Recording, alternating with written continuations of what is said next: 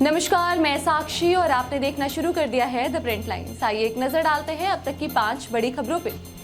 समान नागरिक संहिता पर पुष्कर सिंह धामी का बड़ा बयान। जी हां, ये बड़ी खबर देहरादून से है, जहां यूसीसी पर उत्तराखंड के मुख्यमंत्री पुष्कर सिंह धामी बताते हैं कि समान नागरिक संहिता का ड्राफ्ट बनाने वाली कमेटी ने 1 साल से अधिक समय से लोगों के बीच जाकर काम किया है। ड्राफ्ट लगभग पूरा होने की तरफ है। हमें जैसे ही ड्राफ्ट मिलेगा हम उसका अवलोकन करेंगे, उसके बाद उसे आगे की कार्रवाई में बढ़ाएंगे। यूनिफॉर्म सिविल कोड का ड्राफ्ट बनाने वाली कमेटी जस्टिस सेवानिवृत्त रंजना प्रकाश देसाई जी की अध्यक्षता में वो कमेटी ने 1 साल से अधिक समय से लोगों के बीच में जाके काम किया है।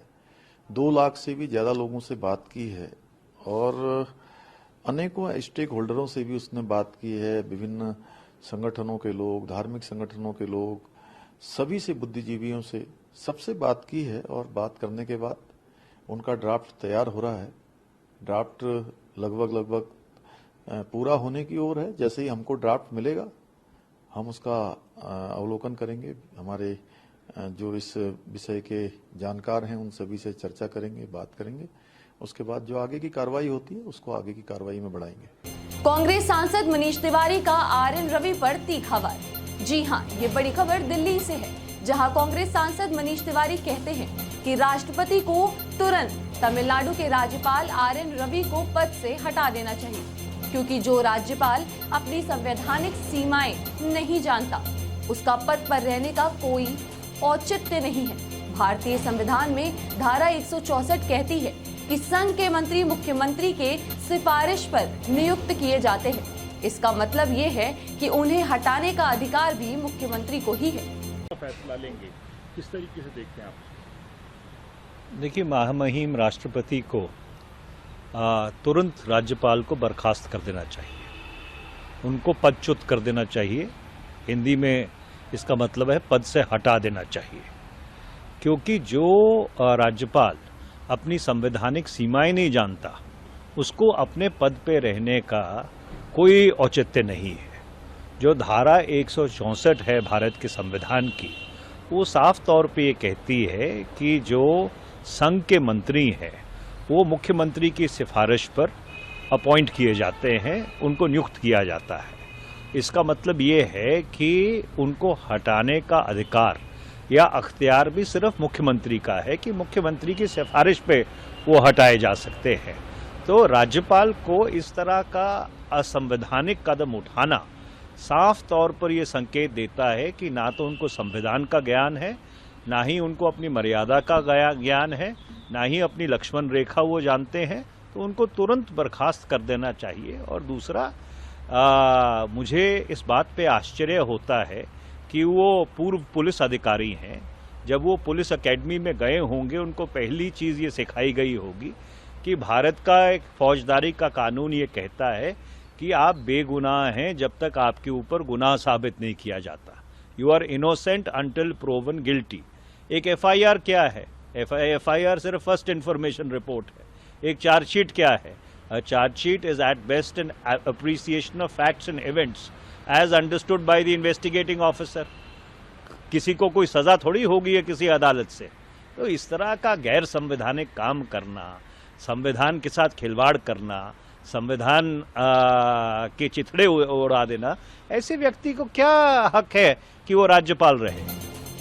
बाबा बर्फानी के दर्शनों के लिए अमरनाथ यात्रियों का पहला जत्था हुआ रवाना। जी हां, हर हर महादेव। जय बाबा बर्फानी के जय घोष और विधिवत पूजा अर्चना के बाद आज सुबह 4:30 बजे उपराज्यपाल मनोज सिन्हा ने अमरनाथ यात्रा के पहले जत्थे को झंडी दिखाकर रवाना किया। सुरक्षा व्यवस्था कड़ी हो गई है। ये एक बहुत ही मुबारक दिन है कि अभी पहला जत्था अमरनाथ यात्रा का महामहिम लेफ्टिनेंट गवर्नर मनोज सिन्हा जी के हाथ से फ्लैग ऑफ हुआ है। जम्मू कश्मीर में हर बरस की तरह इस साल भी बड़ा हर्षोल्लास है, लोगों में उत्साह है और यात्री जो हैं वो भी अलग अलग प्रांत से यहाँ आए हैं और उनमें भी बहुत एक जोश और वलवला है और भोलेनाथ के जयकारे करते हुए आज पहला जत्था निकला है। और पूरा जम्मू कश्मीर इनके स्वागत के लिए खड़ा है।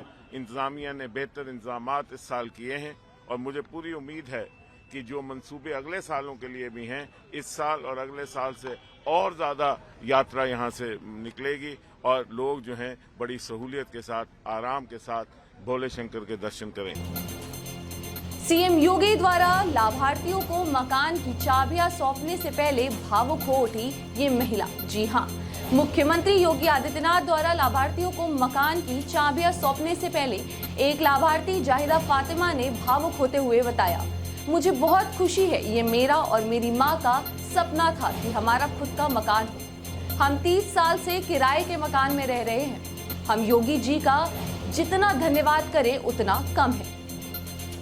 हमें बहुत खुशी है, ऐसा कुछ नहीं है भाजपा विरोधी है, ऐसा कुछ भी नहीं है और मुझे बहुत खुशी है। मैं योगी जी का बहुत धन्यवाद करूंगी क्योंकि जो सपना मेरी मम्मी का भी था, मम्मी मेरी नहीं है, मेरे पापा हैं और हम 2 बहन 1 भाई हैं और हम लोग 4 ही लोग हैं। मम्मी नहीं, मेरी मम्मी का सपना भी था और ये मेरा खुद का भी सपना था कि हमें मेरा खुद का मकान हो। आज 30 साल से किराए के मकान में रह रहे, दर दर की ठोकर खा रहे हर चीज़, इसलिए मैं योगी जी का जितना भी धन्यवाद करूं कम है।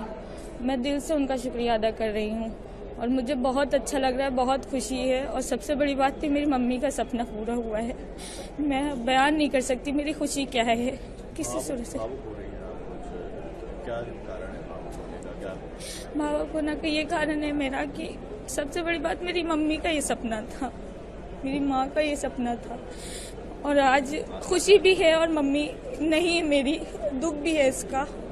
मतलब मैं ये खुशी बयान भी नहीं कर सकती कि मुझे क्या चीज़ मिल गई है। जब इंसान को डूबते सहारा नहीं मिलता ना, तो डूबने वाले इंसान को सहारा दे दिया है योगी जी ने, उनका दिल से धन्यवाद करें। दिल्ली विश्वविद्यालय के शताब्दी समारोह में अपने भाषण के लिए पीएम मोदी ने दिल्ली मेट्रो में की यात्रा। जी हां, पीएम मोदी ने 30 जून को विश्वविद्यालय मेट्रो स्टेशन तक मेट्रो की सवारी की। वो दिल्ली विश्वविद्यालय के शताब्दी समारोह में शामिल होंगे। प्रधानमंत्री ने सहयात्रियों से भी बातचीत की।